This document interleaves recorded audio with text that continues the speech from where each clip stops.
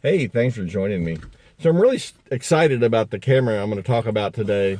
This is the Minolta SR1. Now the SR1 was the very first 35 millimeter SLR that I ever owned.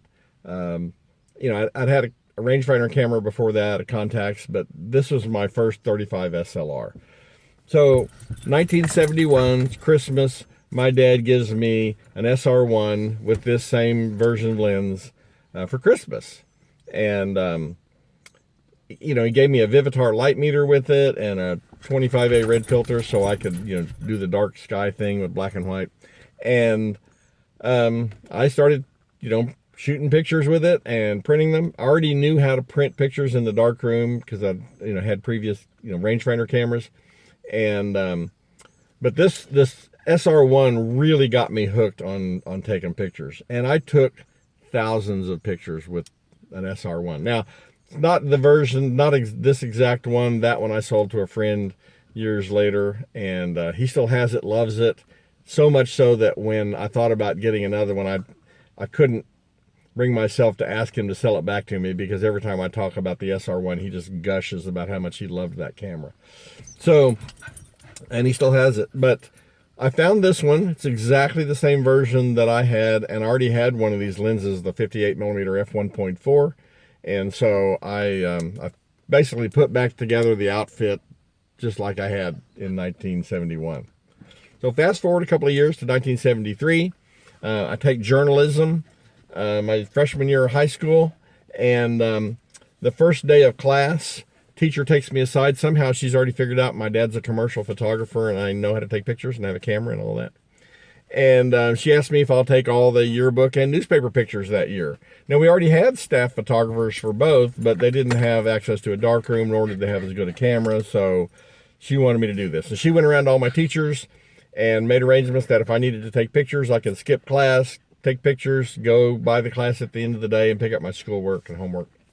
And so every day I was shooting pictures, I would take pictures and go home from school, process film. While the film was drying, I would do my homework and eat dinner. And then after dinner, I would, go in the darkroom and print 5x7s, take them to school the next day.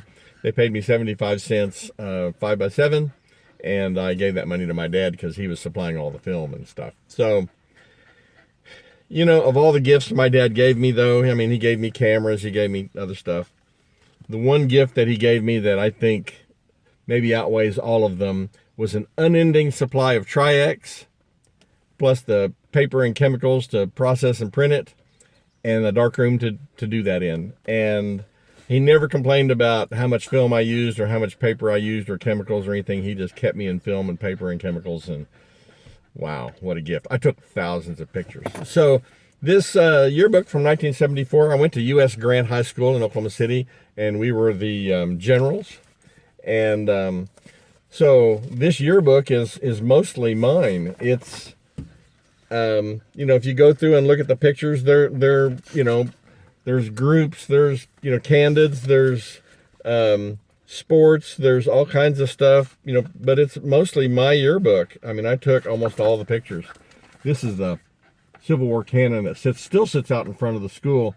The school's been torn down and rebuilt, but they saved the cannon. But I had to learn how to shoot sports and groups and portraits and all kinds of stuff. It really was an education of photography, and I'd go home and ask my dad questions, and he always helped me. In fact, he helped me with this one in December of 1973 for the Grant Dispatch newspaper. I was asked to shoot the cover, and the editor had an idea for a silhouette, this girl kneeling in front of this stained glass window in a church nearby. I'd never shot a silhouette, so I'm asking my dad, how do I do that? And he was like, well, simple, just meter the window and it'll turn into a silhouette. So I bracketed the exposures some, but that's my first cover. So anyway, I now have this yearbook and actually a couple of subsequent ones that they're not as heavily mine as this one, but this one's about 80% of what's in it's mine. And I didn't do all the individual student portraits, and there's a couple of pages of color in there I didn't do, but just about everything else, it's mostly my work. So the SR1 was introduced in 1959, And there was 5 variations, as I understand it. Version A, which was made in 1959, you had to lift up the shutter speed dial to turn it, and the viewfinder had a retaining ring like this one, but it did not have the bayonet. This one actually has a couple of cutouts for a bayonet system where you can put accessories on and they bayonet on. So this is the exact same version I had growing up. It has these features. It has an instant return mirror, which was a big deal at that time. A lot of cameras back then, like the Exactas, the mirror would go up and it stayed up until you wound the camera. This one, the mirror comes back down, but you notice the aperture's down. It's not open. When you wind the camera, that's when the aperture opens back up. So when you take a picture, it stops down and then opens up when you wind. It's a semi-automatic aperture mechanism. And so the camera has self-timer. It has this funny socket on the bottom that some people think might have been for a motor drive, but there's no accommodation for a motor drive inside or out. So I'm really not sure what that's for. Film canner is all the way over here on the left, which is kind of interesting since the wind mechanism's over here. Very conventional in terms of, like a lot of 35mm SLRs, you can raise the rewind knob and pull up on it. Back door open. Loads very conventionally. And this camera is... I tell you, when I got this, I bought it on eBay. This version is kind of hard to find, and I was really lucky. It's the only one actually I've ever seen on eBay of this 1960 version. But when I got this thing and I got it out of the box, the first time I wound it and fired it, that sound was so familiar. You know, I'd heard it thousands of times, and to hear that sound once again, it's like anything that, you know, when you get to my age, certain things, you know, just evoke all kinds of memories, and this really did. So I'm really having a good time, you know, using this. I'm going to be taking a bunch of pictures with it. So this was, the SR1 was not a cheap camera when it was introduced. In 1960, the SR1 cost $175, and that's like $1,900 in today's money. That's not a cheap camera. There was a higher end version called the SR2, which actually came out before the SR1. And the only real difference is it has 1/1000th of a second shutter speed, where this tops out at a 500th. And it came with the original lens that this would have come with would have been a 55mm f2 auto rocore, and the SR2 would have come with a 55mm f1.8. A lot faster. Not really. But anyway, you get the faster lens and you got the 1,000th of a second, and that was $250, which is equal to about $2,700 in today's money.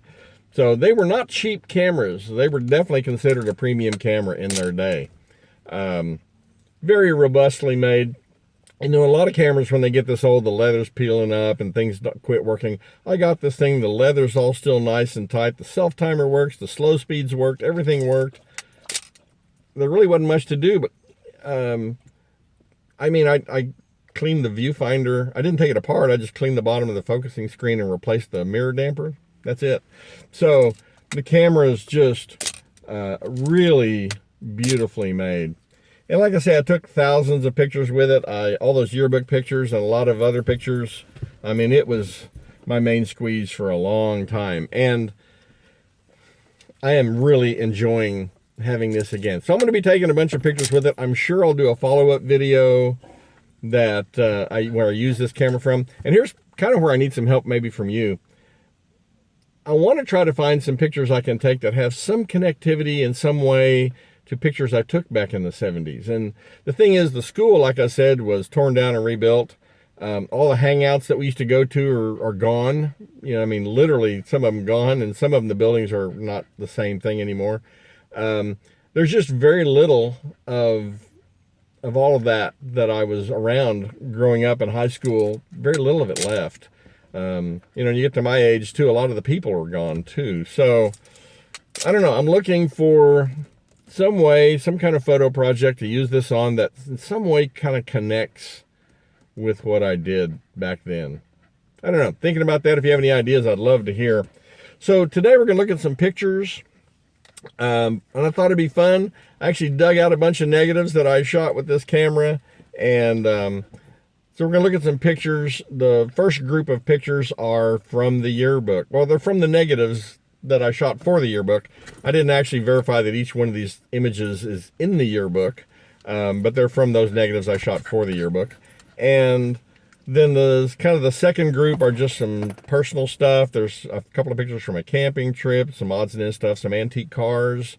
And the last three of those are pictures of my then girlfriend, now a wife of nearly 47 years. Hope she won't mind. But anyway, there's pictures of her. And then the last four pictures, I took this in 1977. I took the SR1. My brother camped out all night or overnight and got front row dead center tickets for Aerosmith in 1977. So we went to the concert. He gave me a ticket. I took the SR1 and some 400 speed color negative film. I can't even tell you what the name of the emulsion was back then.